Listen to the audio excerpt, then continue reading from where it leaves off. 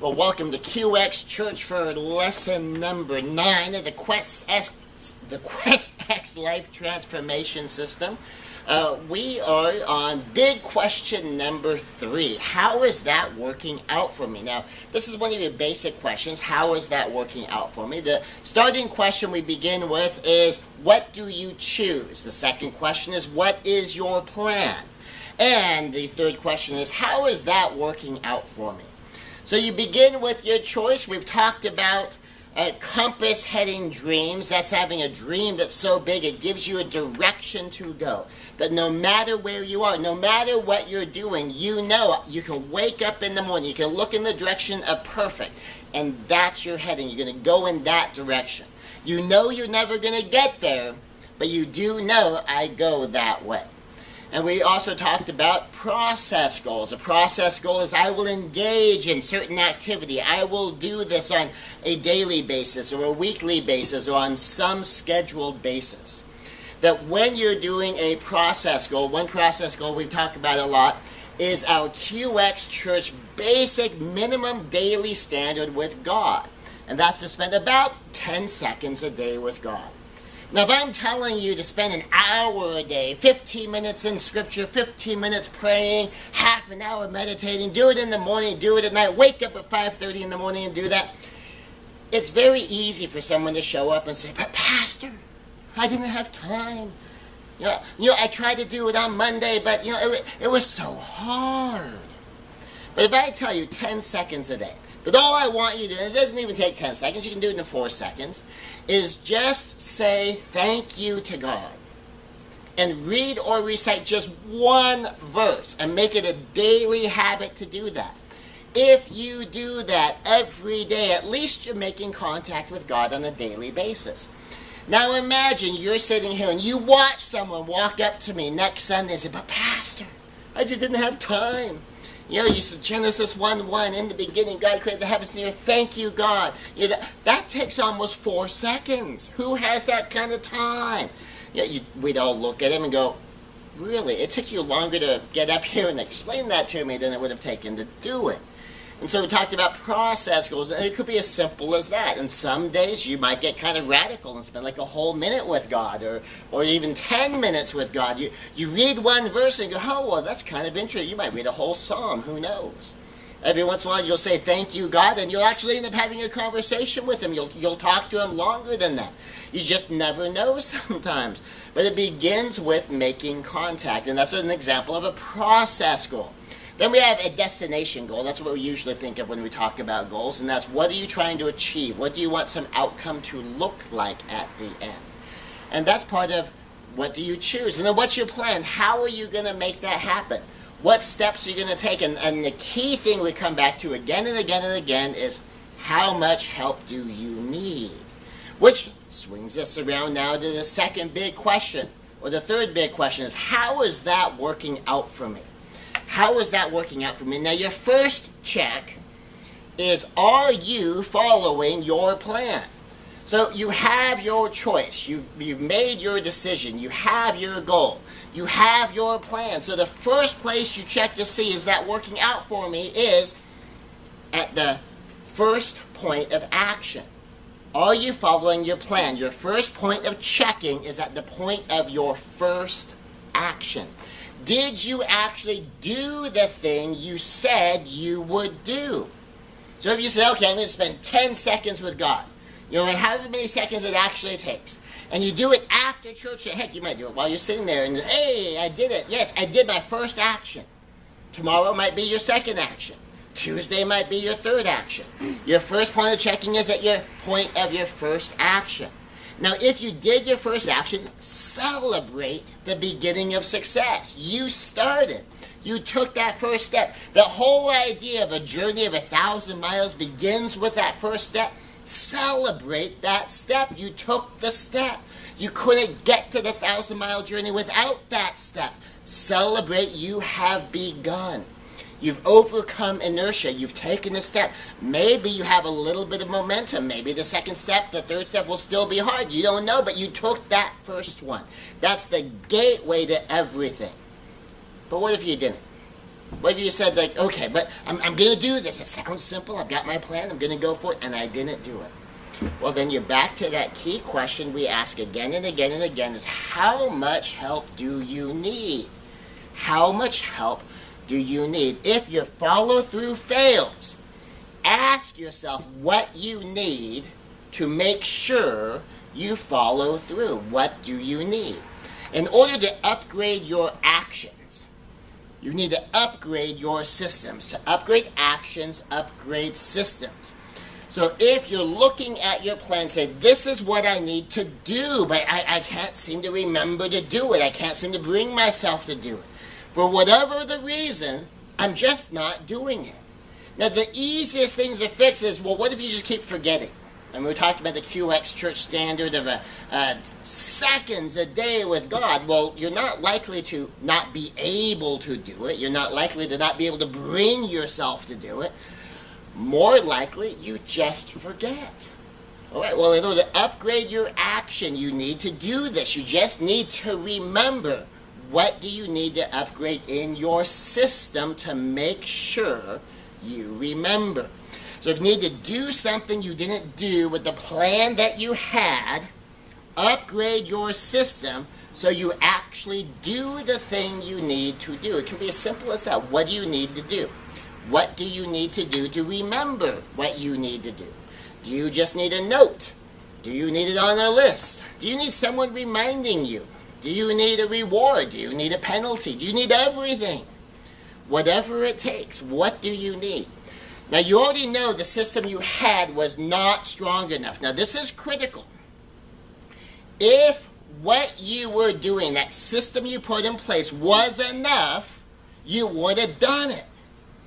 So the fact you didn't do it, the fact you came up to a point of action and you did not take that action tells you that your system was not strong enough to get you through that action or to get you to that action. So make sure you have a system that's strong enough to get you to do what you need to do. Some people keep trying the exact same thing that keeps not working. Someone might come up to me and say, but Pastor, you know, I keep trying and it's not working. Well, I might ask you, well, what's your plan? What did you try differently last time that you had never done before? What did you try differently this time that you had never done before? How did you upgrade your system? How did you upgrade your plan? What did you add in to try to make sure you actually do the thing you said you... Well, yeah, but I just kind of... I tried. But isn't that the same plan that failed before? Why are you doing the same plan that failed before if you already know that doesn't work? You already know that doesn't work. Why are you doing it again? Don't keep doing what you know isn't working. Upgrade. Upgrade your system as much as you might require. As much as you might require. And keep upgrading until you're following through. I'm going to say that again. Keep upgrading until you follow through. Sometimes you need a lot more upgrade than you thought. Sometimes what worked fine for your first action, if you're going to do 10 seconds while I'm talking, well, that might be easy. What's reminding you? You're sitting there right now while I'm talking right now. You have the reminder going on right now. You can do it right now. Well, what about tomorrow? When I'm not at your place and I'm not talking, and you're not sitting there and you're not taking notes and you're not watching the video, you're not listening to the audio, can you remember tomorrow? Can you remember every day for the next 7 days? What do you need to do to upgrade your system, to upgrade your results? Now here's a key. Evaluate your first failed action. Evaluate your first failed action. Now, ideally, there won't be any failed actions. Ideally, you just decide to do it, and off you go. It's done. You said you would, you did. For most people, that's not quite the way it works. Realistically, most of us, not all of us, but most of us, will encounter something in this general category of a first failed action at some time during our plan. Something will happen that will derail us. We'll do something off schedule maybe. Maybe we decide we're going to do our 10 seconds in the morning before we do anything else, before we even get out of bed. And something derails us. Or we're going to do it at night, last thing on our way to bed, and something derails us. Whatever it was. Or maybe we do something less than 100%. Maybe we do something with a bad attitude. Maybe we do something only part as well as we said we would, or for some of the time that we said we would. For instance, if you're going to commit to something that, say, takes an hour and you only did it for 20 minutes. Or you said that you were going to do something for, 60 seconds. And before I leave the house, I'm going to hug my wife and I'm going to give her a nice kiss. And I'm going to invest 60 seconds in a nice hug and a nice kiss before I head off for work. And you catch yourself not. You gave her a quick hug and a quick peck on the cheek, and in 4 seconds you're on your way off to your car. Whatever it is, when you just didn't give 100%. Or maybe you just skipped. You didn't even not do it 100%. You didn't even do it off schedule. You just skipped it. You didn't just get derailed off of your schedule. You didn't just not give it 100%. You just didn't do it. Now, maybe for a really, really good reason. Maybe there was an emergency. Maybe there was some big thing that happened that interfered. But maybe for a mediocre reason. Maybe for practically no reason at all. Whatever it is. Anytime we do less than 100% of whatever our plan is, ask yourself, why? Why? Why did I do this that way? Why did I do this with that attitude? Why did I take this out on that person? Why did I not do this? Why did I do that instead? And answer the question, was the reason why sufficiently compelling to constitute a genuinely higher priority? So suppose I'm supposed to make it to lunch with you and I just don't show up. I don't call. You just know I'm not there. Wouldn't you want to know why? Pastor, how come you weren't there?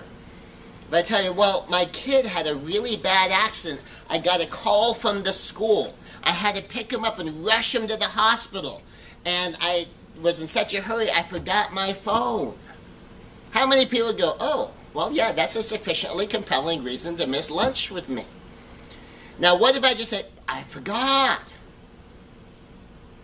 I didn't bother to put it in my calendar. I forgot. I should have put it in my calendar. It completely escaped me. Or I put it in my calendar, but I put it in on the wrong day. Well, if I'm forgetting, well, then I need to upgrade my system, right? I need to reevaluate. Why did I forget? Or if I put it in my calendar in the wrong day, well, maybe I would have shown up on time if it was in on the right day. So what I need is to improve my system to make sure I calendar things correctly. But maybe I just have brain fade sometimes. I go to enter something in the calendar, I just put it in on the wrong day, and I need to double check. Maybe what now you know you need to do, if that's my problem, is you need to make sure I have it calendared for the right day. So it's okay, Pastor, now you've got me down for next Tuesday, the 19th, at 1 o'clock. Is that correct? Oh, sorry, 1 o'clock. That's right. I put in 11 o'clock. Sorry. Okay, 1 o'clock. I'll see you at 1 o'clock. Now, okay, now you're all set. And you know where. So, okay, now we're going to be meeting at the soup plantation on Mission Gorge, right? Oh, Mission Gorge. Okay, let me put that down. I was going to go to Fletcher Parkway. Because, then I could be at Fletcher Parkway soup plantation wondering, where are you? I said 1 o'clock. I said soup plantation. I'm here. Where are you? Meanwhile, you're at the Mission Gorge soup plantation. Go, where's Pastor? He said Tuesday. He said 1 o'clock. He said soup plantation. I'm here. Where is he?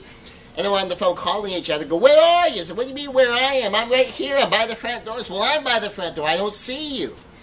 Now, you could have a 10-minute conversation before you realize you're at different branches of the same restaurant, right? Could happen. And so you need to upgrade your system. Figure out a double-check method, a way to get back through and make sure your information is correct. So was the reason sufficiently compelling? Did it constitute a genuine higher priority? Was it just a mistake? Yes, well, why? Well, I put it on the wrong day. Why? I just forgot. Why? I didn't have it on my list to remind me. Why? I had an emergency. Why? I didn't feel like it. Why? I was in the middle of watching a movie on Netflix and I didn't want to hit pause to go meet with you. Whatever the reason why was, you want to know what's the why. How do I fix the why? If it was a rare emergency, that may be fine. How often is my kid going to need to go to the hospital? I mean, my kids are all pretty healthy. They don't have any problems that are going to require frequent trips to the hospital. If it's the sort of thing that could arise again and again and again, then upgrade your system or modify the plan. Do your plan differently. Now this goes to this idea, and this is an important thing to remember. Adjust plans to adapt to realities. Adjust plans to adapt to realities. Because here's one of the things that might happen that might generate your first failed action in your plan. Sometimes you encounter variables you did not factor into your original plan. Let's say that one more time. Sometimes you encounter variables that you did not factor in to your original plan. Sometimes variables you did factor in turn out to have values other than what you expected. You thought you could do this in a certain amount of time, and you can't. It takes longer than that. Or you thought you could acquire something in a certain amount of time, and it's going to take longer to get it. Or maybe you thought it would cost a certain amount of money, and it's a lot more expensive than you thought. I don't know why that might be. I remember when I was in high school, and that's all it cost. And all of a sudden, it's way more expensive. Sometimes it could be as simple a thing as the resource you thought was there isn't there anymore.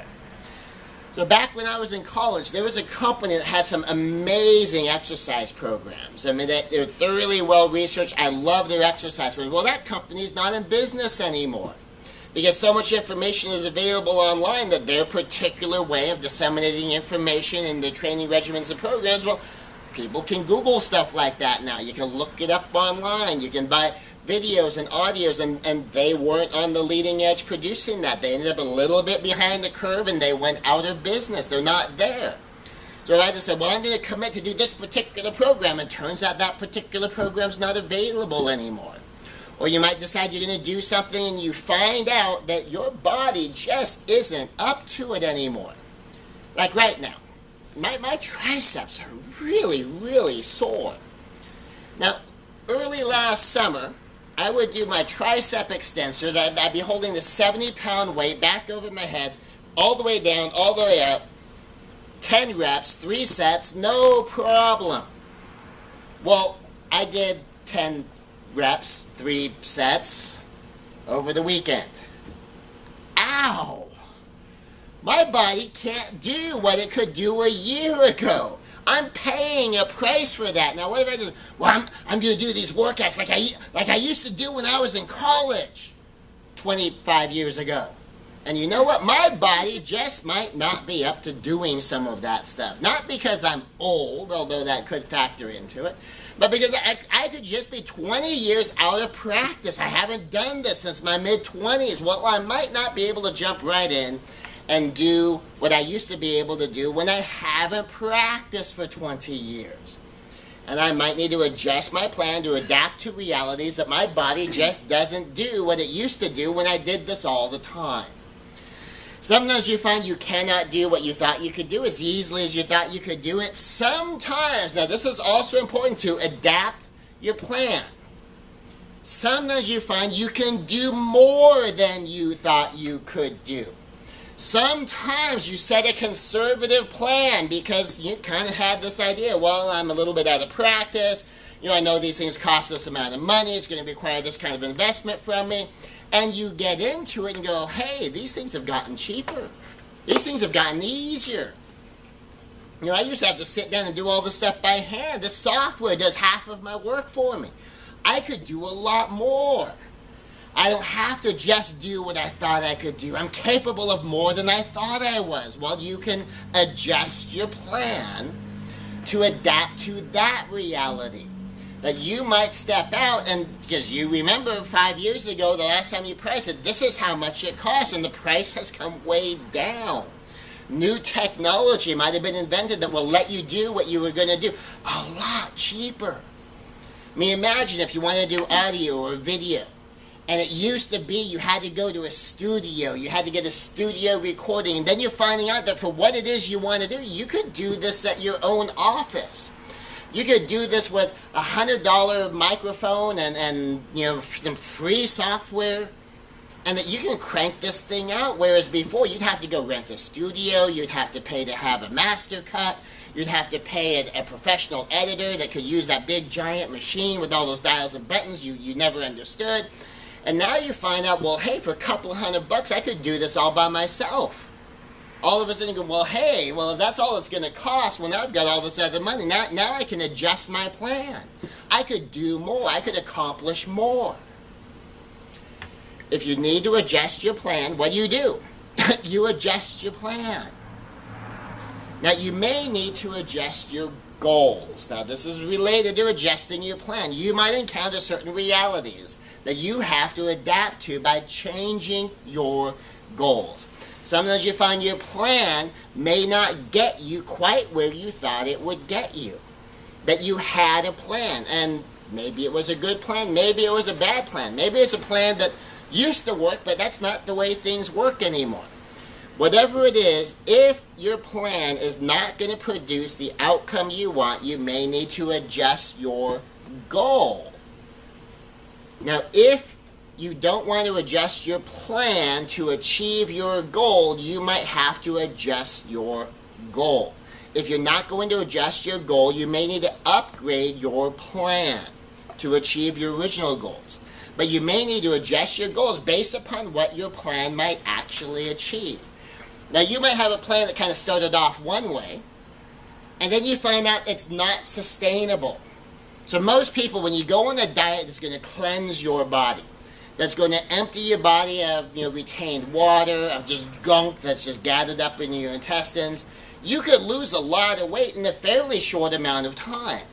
Someone could go through the first week and they lose their first 5 pounds and think, oh, this is amazing. So if I lose 5 pounds a week, I can have a rippling six-pack by summer.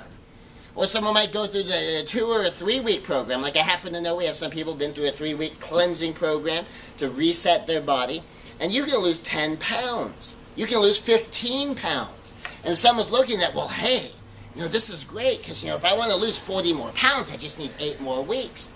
Well, you might find, once your body's cleansed out, once your body's reset, once your body adapts to this, you might be down to a pound or 2 a week. And you may need to adjust your goal and realize, okay, maybe trying to lose 40 pounds in the next 2 months might be a bit much. What might be more reasonable is if I try to lose maybe another 15 or another 20, rather than trying to lose another 40 or another 50. So you might have to adjust your goal when you realize you can't get there with what you're doing. You may be able to upgrade your goals. Sometimes you find you can upgrade. For instance, if you're doing investing and you're finding, okay, I can make about 10% a year. So if I can make about 10% a year, then that means, okay, that's going to be, I got a $10,000 investment, so that's going to be about $1,000 a year. So if I have my $10,000 saved up by my 21st birthday, by the time I've gone through all of these years doing this, I'm going to have like $100,000 to retire on, and I'm going to be making $1,000 a year. Man. Then you might realize, oh, wait, no, that compounds. Then in 7 years, I'll double my money. In 14 years, I'll double it again. That's going to be 4 times as much money. And then you might find out, it's like, wait, I double my money 10 times, and I don't have 10% 10 times for doubling my money after 10 doublings. I double 10 times, that's a 1,000-fold increase. That's a 1,000-fold. So if I have $1,000 to start with and I can double it 10 times, are you telling me that's $1 million? And the answer is yes. You can do the math. Assume you have $1,000 and do it times 2, times 2, times 2, and double it 10 times. See what you end up with. You end up with over $1 million. So you might go, whoa, I didn't realize that's how that happened. And you can upgrade your goal to adjust to the new reality. Now, the last point for today, in understanding the first half of how is that working out for you, is to consider how do you feel as you take action. How do you feel? What's your attitude? Consider how you feel. Now, ideally, celebrate your accomplishments. Celebrate. Enjoy doing your plan. Take that first step and go, yeah, I took that first step. A journey of 1,000 miles begins with that step I just took. This is awesome. You take 3 more steps. Now you hit day 3. You celebrate. I hit day 3. I've done this 3 times. I'm beginning to form a habit. At the end of a week, like I've done this for 1 solid week, 2 weeks, a month. At each milestone, celebrate. But if you find yourself resenting your activity, that's a sign that you may wish to work on your outlook before your outlook affects your activity. What if you take that first step and go, that was so simple, it's stupid, what kind of idiot takes this much time to do such a dumb, simple little thing? Well, now you're punishing yourself for taking a step. When you hit 3 days, go, the 3 days was so easy. It's, what kind of just stupid, you're punishing yourself for your activity. What if you're doing it and you're annoyed that you have to do this? What if you're dieting and exercising and you're annoyed that you have to diet and you can't have all the stuff that you want? You're annoyed that you have to exercise. Why do I have to do that? I don't like sweating. I don't like that. I get sore afterward. You know, that kind of attitude can kill your plan. So if you find yourself resenting your activity, that's a sign. If you complain, it's so hard, and you don't have a commensurate celebration of how awesome you are for your dedication to achieve so hard, be on guard. Be aware that your attitude is going to affect your performance. And depending what you're trying to do, your attitude about it could affect your biochemistry. So if you have a negative attitude but you're eating well, that negative attitude, those negative emotions you're generating and you're perpetuating and that you're looping on, could end up generating an acidic environment in your body and undermine that healthy diet that you're eating. You might be putting healthy stuff in your body, but then you're creating unhealthy stuff in your body with your attitude. And that when you create an acidic environment in your body and you have a bad attitude, you figure you're giving 100% in your workout. You could miss a rep or 2. You might give 50% in your workout. You'll feel like you're giving 100% because, darn it, it's so hard. But without celebrating that accomplishment, it goes, I know it's hard. I'm stronger than it is hard. And you do it. And you do it with a great attitude, a celebratory attitude. Acknowledging the difficulty, but enjoying facing that difficulty. How do you feel as you take action? The better you feel about taking action, the more likely you will continue on the course of action. That's why we say celebrate. If it's a daily action, celebrate day 1. Celebrate day 3, day 7. Celebrate the 2-week mark, the 1-month mark, the 2-month and 3-month mark. Celebrate the 6-month mark. Celebrate the 1-year mark. Celebrate the 2-year mark. Until it's just who you are. And you celebrate as you go. You tackle it with a great attitude. You be aware. You're writing a story. What's your story? Do you want your story to be great accomplishment?